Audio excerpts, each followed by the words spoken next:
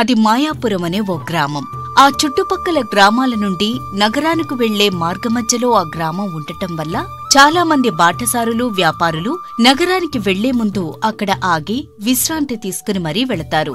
అయితే అక్కడి ప్రజలందరూ చాలా విచిత్రంగా ఉంటూ అందరూ కలిసికట్టుగా ఉండి అక్కడికి వచ్చిన వారిని ఏదో విధంగా మోసం చేసి డబ్బులు దోచుకుంటూ ఉంటారు. ఇదిలా ఉండగా ఓ రోజు వరదయ్య అనే వ్యాపారి తన గుర్రంపై నగరానికి వెళుతూ చీకటి పడటంతో ఆకలి వేసి అక్కడ ఆగి ఆ గ్రామంలో ఎవరూ కనిపించకపోవడంతో తన గుర్రం దిగి నడుచుకుంటూ ఆ దారిన అటుగా వస్తున్న ఓ వ్యక్తిని ఆపి ఇలా అడుగుతాడు. ఇదిగో నిన్నే. ఇక్కడ విశ్రాంతి తీసుకోవడానికి ఏదైనా మంచి వసతి గృహం ఉంటే చెప్పు. ఏందయ్యా అంటున్నావు? నీకు విశ్రాంతి కావాలా? దానికి విశ్రాంతి గృహం ఎందుకు? నాలో ఒక ముంతడు చొక్కేసావంటే ఆ మత్తులో ఎక్కడైనా విశ్రాంతి తీసుకోవచ్చు అని రాములు ఏదో మత్తులో ఉండి తిక్కతిక్కగా మాట్లాడటంతో వాడు మద్యం తాగి ఉన్నాడని అర్థం చేసుకుంటాడు వరదయ్య. ఏంటయ్యా నేనడిగిందేంటి, నువ్వు చెప్తుందేంటి? ఏదేదో మాట్లాడుతున్నావు? నువ్వు తాగి ఉన్నావా ఏంటి? ఆరారారారే, అంటే మీరు తాగిలేరా ఏంది? అంత సులభంగా కనిపెట్టేశారు. అయినా మత్తుగా మందు మత్తుగా లేనేలేదేంట్రా? ఒక చొక్కేయండ్రా, మందు తాగి ఉండండ్రా అన్నాడు పెద్ద ఆయన. అందుకే తాగి ఊగుతున్నాను. అయినా నా మందు నేను తాగి ఊగుతున్నాను, నీకేందయ్యా? అయ్యో అయ్యో, నోటికొచ్చినట్టు మాట్లాడుతున్నావు. నీకు బాగా తలకెక్కినట్టుంది. అయినా నీ గురించి నాకెందుకు గాని ఇక్కడ ఎక్కడైనా మంచి భోజనం దొరుకుతుందా? అదైనా చెప్పు. నేను చెప్పనంటే చెప్పను. అయినా నేనెందుకు చెప్పాలి? నీకు చెబితే నాకేంటి? ఇదిగో నీతో మాట్లాడుతుంటే నాకెక్కిన మత్తు దిగిపోతుంది గానీ నన్ను వదిలేయ్. అబ్బబ్బబ్బా, వీడెవడండి బాబు ఇలా పట్టుకున్నాడు నన్ను? అసలే చీకటి పడింది. ఈ ఊరా మనకి తెలీదు. అడుగుదామంటే ఈ తాగుబోతు తప్ప ఈ దగ్గరలో ఇంకెవరు లేరు. సర్లే, ఏదో ఆ వీడిని అడిగి తెలుసుకుందాం. ఇదిగో నిన్నే. నువ్వు నాకు ఈ రాత్రికి ఉండటానికి మంచి విశ్రాంతి గృహం చూపిస్తే నీకు ఎంతో కొంత సొమ్మిస్తానయ్యా. వరదయ్య నుండి డబ్బు అనే మాట వినగానే రాములు ఒక్కసారిగా తేరుకుని చాలా వినయంగా వరదయ్యతో ఇలా అంటాడు. అయ్యా, సొమ్ములిస్తారయ్యా, మీరు దయగల మహాప్రభువులయ్యా. మీకు విశ్రాంతి గృహం నేను చూపిస్తాను, కానీ నాకు 4 అణాలు ఇవ్వండి అయ్యా. ఏంటి? చిరునామా చెప్పినందుకు 4 అణాలు ఇవ్వాలా? నేను 1 అణ మాత్రమే ఇస్తాను. అవునా? అలాగా? ఎవడు అయ్యా నువ్వు? నాకు ఈ ఊరు కొత్త, నాకే విశ్రాంతి గృహం తెలీదు. నువ్వు ఎళ్ళవయ్యా, వెళ్ళు. అనవసరంగా నా మత్తు దించాడు ఈడెవడండి బాబు అని వరదయ్యను కసురుకుని అక్కడ్నుండి బయలుదేరిపోతాడు రాములు. దాంతో ఇక చేసేదేమీ లేక రాములుతో ఇలా అంటాడు వరదయ్య. సర్లే, ఆగు. ఎందుకంత కోపం? నువ్వు అడిగింది ఇస్తాను గాని నాకు బాగా ఆకలిగా ఉంది. త్వరగా చూపించవయ్యా. అది మరి, మీకు ఆకలిగా ఉంది, నాకు దాహంగా ఉంది. మీ ఆకలికి దారి నేను చూపిస్తాను. నా దాహం తీరే సొమ్ము మీరు నాకివ్వండి. అయినా నాలాంటి పెద్ద మనిషి ఈ ఊర్లో మీకు దొరకడం మీ అదృష్టం. ఏంటి? నువ్వు పెద్ద మనిషివా? సర్లే, నాకెందుకు కానీ నన్ను ముందు ఏదైనా మంచి విశ్రాంతి గృహానికి తీసుకెళ్ళినాయనా. పదండి. అయితే ముందుగా నాకు 4 అణాలు ఇవ్వండి మరి. భలే వాడివయ్యా, లెక్కలో చాలా ఖచ్చితంగా ఉన్నట్టున్నావు. సర్లే, ఇంద తీసుకో అని వరదయ్య రాములడిగిన ఆ 4 అణాలు రాములకిచ్చేస్తాడు. ఇక అవి తీసుకున్న రాములు వరదయ్యతో ఇలా అంటాడు. అయ్యా, చాలా సంతోషం. ఇక ఈ సొమ్ములతో ఈ రోజు నా దాహం తీరినట్టే. మందు దాత సుఖీభవ. అబ్బా చాలేవయ్యా, ముందు నేను ఎక్కడికెళ్ళాలో చెప్పు. ఎందుకు చెప్పను? చెప్తాను. ఇక్కడ విశ్రాంతి గృహాలంటూ ఏముండవు. ఎవరింటి దగ్గర ఖాళీ ఉంటే అక్కడే మీకు బస. ఇదిగో ఇలా ఈ వీధి ముందుకెళ్ళి కుడివైపు మళ్ళితే అక్కడ ఎవరిని అడిగినా మీకు వసతి దొరుకుతుంది. వెళ్ళవయ్యా, ఇక వెళ్ళు. ఏంటి? ఈ ముక్క చెప్పడానిక ఎంతసేపు నాపింది? సరిపోయింది. సర్లే, వెళ్తాను నేను అని అక్కడ్నుండి తన గుర్రాన్ని తీసుకుని ముందుకు వెళ్లి అక్కడే ఒక ఇంటి ముందు కూర్చుని ఉన్న రాజయ్య అనే వ్యక్తితో ఇలా అంటాడు. అయ్యా, నేను చాలా దూరం నుండి వస్తున్నాను. ఉదయమే లేచి నగరానికి వెళ్ళాలి. మీ దగ్గర ఈ రాత్రికి విశ్రాంతి తీసుకోవడానికి వీలవుతుందా? దండాలండి. ఎందుకు కుదరదు? మీలాంటి వాళ్ళ కోసమే మేము ఎదురు చూస్తూ ఉంటామండి. రండి, ఇంతకీ మీరు ఏం చేస్తుంటారండి? నేను వ్యాపారిని. వ్యాపారం నిమిత్తం నగరానికి వెళ్తున్నాను. అవన్నీ నీకు తర్వాత చెప్తాను గాని ముందు నాకు ఆకలిగా ఉంది. ఏదైనా ఆహారం సిద్ధం చేయి. సర్లేండి, భోజనం సిద్ధంగానే ఉందండి. మీరు మీ గుర్రాన్ని ఆ కొయ్యి కట్టి కాళ్ళు చేతులు కడుక్కుని లోపల రండి, అన్నం వడ్డించేస్తాను. తప్పకుండా.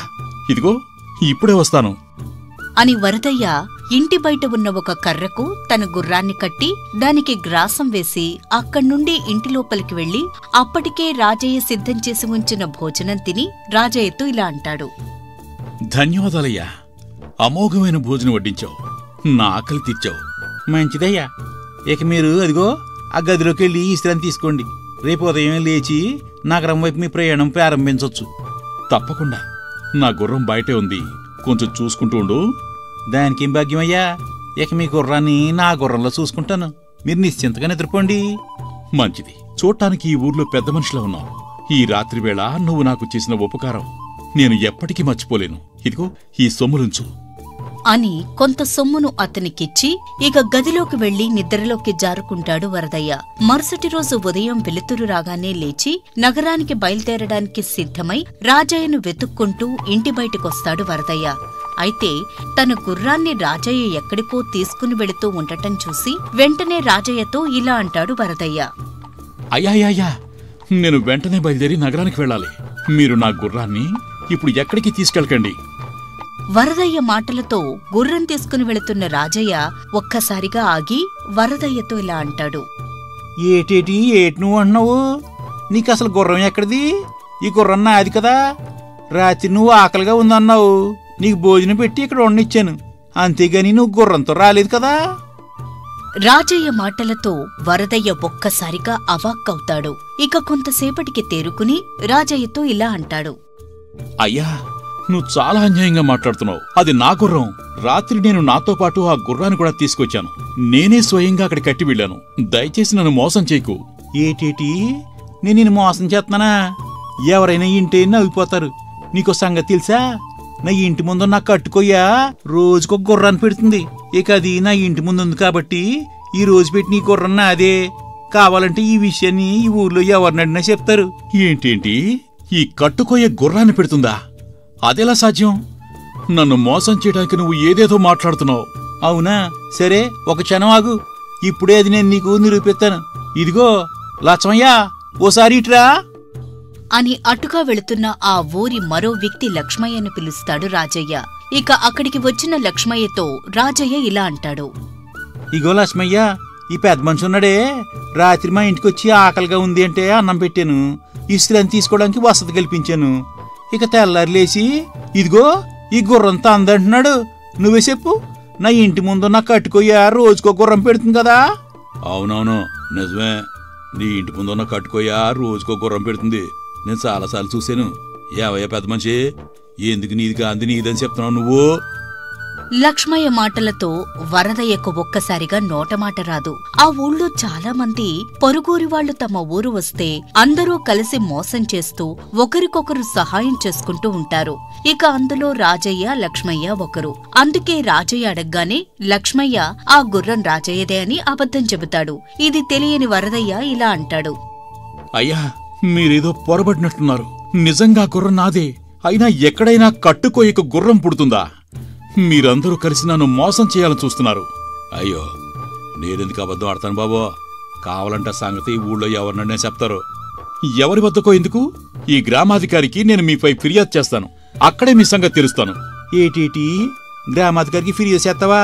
చేసుకోపో, ఏం జరుగుతుందో నేను చూస్తాను అని చాలా ధైర్యంగా అంటాడు రాజయ్య.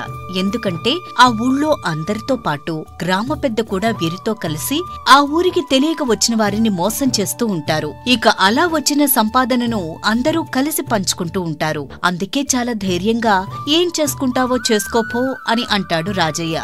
ఇక వరదయ్య చేసేదేమీ లేక ఆ గ్రామ పెద్దను కలిసి తనకు జరిగిన అన్యాయాన్ని వివరిస్తాడు. అంటే ఏమంటావ్? నీ గుర్రాన్ని ఆ రాజయ్య దొంగిలించాడు అంటావు, అంతేనా? అవునయ్యా, రాత్రి ఆ ఇంటి ముందు కొయ్యకి కట్టిన నా గుర్రాన్ని ఈ రాజయ్య అతంది అని అబద్ధం చెప్తున్నాడు. అసలు ఎక్కడైనా కట్టుకొయ్య గుర్రాన్ని పెడుతుందా? మీరే చెప్పండి. వరదయ్య అలా అంటుండగా రాజయ్య మధ్యలో కల్పించుకుని ఆ గ్రామాధికారితో ఇలా అంటాడు. ఎందుకు పెట్టదయ్యా? కావాలంటే నేను ఇక్కడ ఎవరితోనైనా సాక్ష్యం ఇప్పించగలను. చూశావు కదా, ఈ రాజయ్య తన కట్టుకొయ్య ప్రతిరోజు ఒక గుర్రాన్ని పెడుతుందని సాక్ష్యం ఇప్పించగలను అంటున్నాడు. మరి నీ సంగతేమిటి? ఆ గుర్రం నీదేనని, నువ్వే తీసుకుని వచ్చావు అని ఇక్కడ ఎవరితోనైనా సాక్ష్యం ఇప్పించగలవా? ఒకవేళ అలా ఇప్పిస్తే వెంటనే ఆ గుర్రాన్ని నీకు ఇప్పించేస్తాను. అదేంటయ్యా, అసలు సాక్ష్యం కాని సంగతిని సాక్ష్యం చెప్తే మాత్రం మీరెలా నమ్ముతారు? వారందరూ కలిసిపోయి నన్ను మోసం చేయాలని చూస్తున్నారు. ఇక ఈ ఊర్లో నాకెవరూ తెలియదు. మరి నేను ఎవరితో ఈ గుర్రం నాది అని సాక్ష్యం ఇప్పించగలను చెప్పండి? అదంతా నాకు తెలియదయ్యా, ఎందుకంటే వీళ్ల దగ్గర సాక్ష్యం ఉంది. అది నిజమైనా కాకపోయినా నేను నమ్మి తీరాలి. అందుకే నువ్వు కూడా ఒక సాక్షిని తీసుకురా. గ్రామాధికారి అలా చెప్పడంతో కొంతసేపు ఏం చెయ్యాలో అర్థం కాలేదు వరదయ్యకు. ఇంతలో రాత్రి తాను చిరునామా అడిగి సొమ్ములిచ్చిన రాములు గుర్తుకొస్తాడు వరదయ్యకు. వెంటనే గ్రామాధికారితో ఇలా అంటాడు. అయ్యా, నాకిప్పుడే గుర్తొచ్చింది. రాత్రి నేను ఈ రాజయ్య ఇంటికి వెళ్లే ముందు ఒక వ్యక్తిని కలిసి ఈ ఊర్లో ఉండటానికి మంచి వసతి గృహం గురించి అడిగాను. అతను నా గుర్రం నాతో ఉండటం చూశాడు. అతనికి తప్ప నేను ఇంకెవ్వరికీ ఈ ఊర్లో కనపడలేదు. నాకు కొంత సమయం ఇస్తే అతన్ని నేను తీసుకొస్తాను. సరే, మంచిది. అయితే మీ ఇద్దరికీ నేను కొంత సమయం ఇస్తాను. మీలో ఎవరైతే సరైన సాక్ష్యం తీసుకొస్తారో వారికే ఈ గుర్రం చెందుతుంది అని గ్రామాధికారి ఆదేశించడంతో ఇక చేసేదేమీ లేక అక్కడి నుండి బయలుదేరి ఆ తాగుబోతు రాములు ఎక్కడున్నాడా అని ఊరంతా వెతకటం మొదలు పెడతాడు వరదయ్య. ఇంతలో ఒక చెట్టు కింద చిత్తుగా తాగి నిద్రపోతున్న రాములు కనపడతాడు వరదయ్యకు. వెంటనే వరదయ్య అతని దగ్గరకు వెళ్లి రాముల్ని లేపడానికి ప్రయత్నిస్తాడు. ఇదిగో నిన్నే, త్వరగా లేవయ్యా, నీతో నాకు పనుంది. నిన్నే, వినపడుతుందా? లే అన్ని శత విధాల ప్రయత్నించి చివరికి రాముల్ని ఆ మత్తులో నుండి నిద్రలేపుతాడు వరదయ్య. ఇక నిద్రలేచి వరదయ్యను చూడగానే రాములు ఇలా అంటాడు. ఏంటి బాబు ఇలా వచ్చావు? రాత్రి నీతో మాట్లాడి తాగిందంతా దిగిపోయింది. సరే, మళ్ళీ నువ్విచ్చిన సొమ్ములతో నిండుగా తాగి పడుకుంటే మళ్ళీ నా నిద్ర చెడగొట్టి నా మత్తు దించేశావు. ఎందుకయ్యా నువ్వు నా వెంటలా పడుతున్నావు? మరి నాకు వేరే పనేం లేదనుకున్నావా ఏంటి? ఏదో నా కర్మ కాలిపోయి ప్రతిసారి నిన్ను బతిమాలుకోవాల్సి వస్తుంది. ముందు నీ నసాపి అసలు నేను ఎందుకు వచ్చానో తెలుసుకో. నీకు కావలసినంత సొమ్ము నేనిస్తాను. అది ఇప్పుడు బావుంది. ఇక చెప్పు, మళ్ళీ నా దగ్గరికి ఎందుకు వచ్చావు నువ్వు అని రాములు అడగ్గానే తాను రాజయ్య ఇంటికి వెళ్లిన దగ్గర్నుండి తన గుర్రాన్ని లాక్కోవడం, అలాగే ఆ గ్రామాధికారి సాక్ష్యం అడగడం వరకు మొత్తం సంగతంతా రాములకి చెబుతాడు వరదయ్య. అంతా విన్న రాములు ఇలా అంటాడు. అనుకున్నాను, వాళ్ళలాగే చేస్తారు. అయినా మా ఊరి పేరే మాయాపురం. అది నువ్వు తెలుసుకుని రాలేదా? మా ఊర్లో అందరూ అంతే. నేనే ఏదో ఒక గుక్కడు మందు కోసం మిమ్మల్ని సొమ్ములు అడుగుతాను, కానీ వాళ్ళలా కాదు. నీ దగ్గర మొత్తం దోచేస్తారు ఎదవనాయాళ్ళు. ఇక గ్రామ పెద్ద కూడా వాళ్లతో కుమ్మక్కై అందరూ కలిసి ఒట్టి చేతులతో నిన్ను ఊరు నుండి పంపించేస్తారు. ఏంటేంటి, ఈ సంగతి నీకు ముందే తెలుసా? మరి రాత్రి నన్ను ఆ రాజయ్య దగ్గరికి ఎందుకు పంపించావయ్యా? నేనెక్కడ పంపాను? నేను ఆ వీధి చివర ఉన్న ఇంట్లోకి వెళ్ళమన్నాను, అంతే కదా. అయినా అప్పుడు నేను పూర్తిగా మందు మత్తులో మునిగున్నాను. నీకేం చెప్పానో కూడా నాకు గుర్తులేదు. సర్లే, జరిగిందేదో జరిగిపోయింది. నిన్న నాతో ఆ గుర్రం ఉండడం చూసావు కదా. నువ్వు వచ్చి ఆ గ్రామాధికారి ముందు ఆ సంగతి చెప్పు. అది చాలు. నీకు నేను ఎంత కావాలంటే అంతిస్తాను. అయ్యా, నేను మందులో ఉన్నప్పుడు ఏదో మాట్లాడుంటాను, కానీ మరీ నేను వాళ్లంతా ఎదవను కదయ్యా. మీరు నాకేమీ ఇవ్వక్కర్లేదు. ఎందుకంటే నా వల్లే కదా మీరు రాత్రి ఆ రాజయ్య ఇంటికెళ్ళి మీ గుర్రాన్ని పోగొట్టుకున్నారు. అందుకే మీ సమస్యను ఎలా పరిష్కరించాలో నాకు బాగా తెలుసు. పదండి, మీ గుర్రం మీకు ఇప్పిస్తాను. చాలా సంతోషం రాములు. కాని రాత్రి నేను చూసిన రాములు నువ్వు కాదే. ఇంతలో అంత మార్పేంటి నీలో? ఓ అదా, అదంతా నేను తాగిన మందు మహిమ.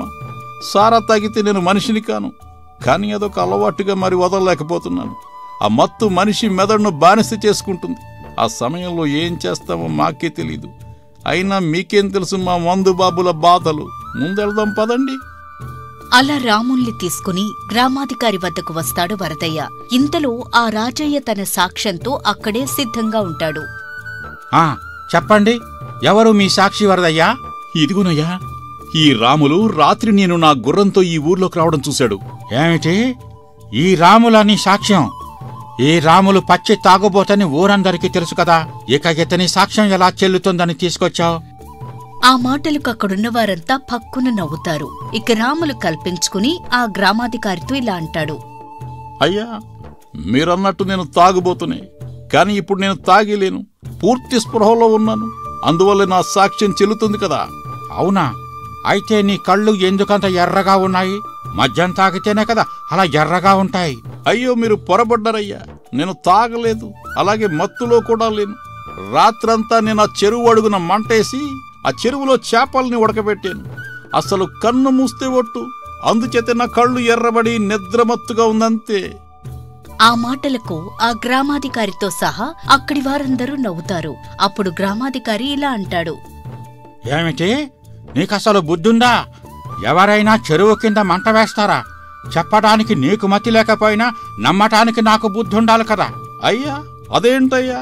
ఆ రాజయ్య ఇంటి ముందు కట్టుకోయ్య రోజుకొక గుర్రం పెడుతుందని చెబితే ఏ బుద్ధితో మీరు నమ్మారో అదే బుద్ధితో నేను చెప్పింది కూడా నమ్మండి.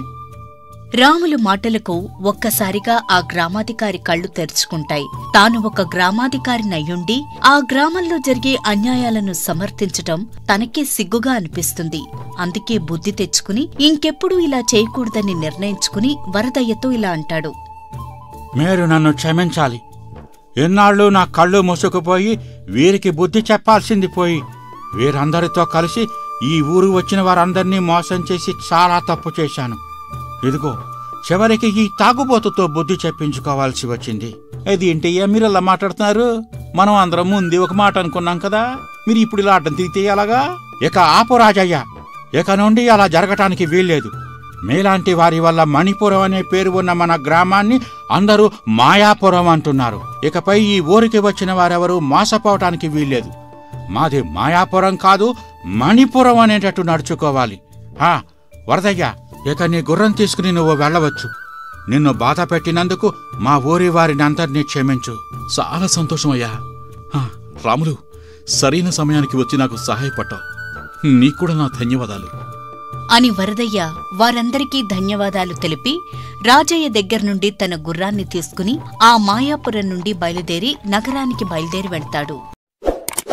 इस वीडियो को लाइक करें, हमारे चैनल को सब्सक्राइब कर बेल आइकन जरूर प्रेस करें हमारी न्यू वीडियोस